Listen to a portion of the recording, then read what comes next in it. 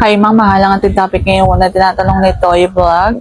Ang tanong na ay, Ma'am, bakit ang tiko ay hindi tatayo o titigas kapag hinahawakan ng aking jowa? At kapag kakatabi ko ang aking jowa at nag-SS siya, hindi pa rin daw tumitigas. Pero lalabasan naman daw siya ng marami. So, natin pag-usapan for today's video. Ay interesado ka bang malaman kung ano aking sagot? Please keep on watching para bago yan.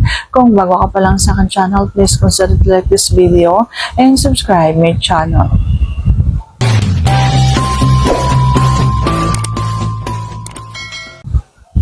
Ang unang-unang dahilan, kapag halimbawang mahal mo naman ang iyong jowa o ang iyong asawa, ang unang-unang dahilan yan ay baka may sakit ka na.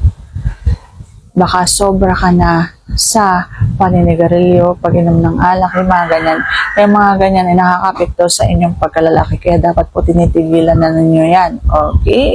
Kapag halimbawang wala ka naman bisyo, pero may sakit ka naman, unang-unang dahilan dyan ay ang diabetes. Kapag halimbawang ikaw ay may ganitong sakit, siguradong hindi ka tatayuan. Sunod na dahilan kung bakit hindi ka na tinitigasan, siguro hindi ka na naaakit sa iyong jowa. Yun bang kailangan mo na lang siya, pero yung isip mo at damdamin ay wala na. Kasi mahalaga sa isang lalaki na naaakit siya sa isang babae, lalo na ang isip niyan. Kapag inisip mo talaga na sobrang nababaliw ka dito sa isang babae na to, sigurado, kahit hindi niya hawakan yan, titigas yang iyong yan. Lalo na kung iisipin mong may ginagawa na kayong dalawa. Okay? So kapag halimbawang hindi na gumagana ang isip mo at imahinasyon mo dito sa babaeng ito, siguradong hindi ka na titigasan. At panghuli, siguro ayaw ng timo yung SS lang.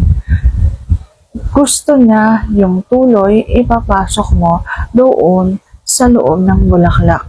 Siguro ayaw ng timo na puro hawak na lang, puro SS na lang. Siguro dapat ipapasok mo doon sa loob. Okay, so yan yung mga naiisip kong pwedeng dahilan kung bakit hindi ka natitigasan. Kahit na nandyan lang ang iyong jowa. So sana sagot ko na tamang tanong. If you like this video, please consider to like this video and subscribe my channel. Thank you for watching. See you on my next vlog.